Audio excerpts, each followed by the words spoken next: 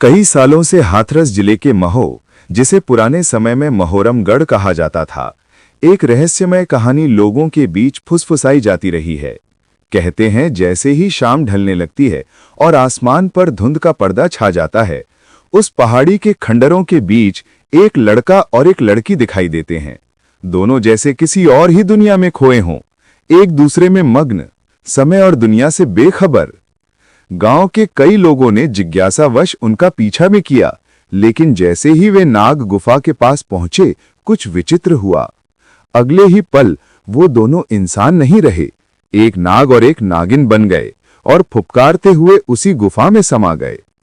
कहते हैं उस गुफा के भीतर छिपा है बेशुमार खजाना और वो चमत्कारी नागमणि जिसकी चमक रात के अंधेरे को भी दिन में बदल दे।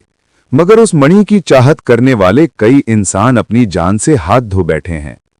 लोक कथाओं में यह भी कहा जाता है कि द्वापर युग में इसी टीले पर राजा जरासंध का किला हुआ करता था। अब बस उसके टूटे पत्थर और वीरान गलियां बची हैं और उनमें गूंजती है वो रहस्यमयी गाथा, एक इच्छाधारी नाग और नागिन की, जिनका प्रेम अमर है और जिनकी मणि आज भी अंधेरी रातों में टिमटिमाती दिख जाती है।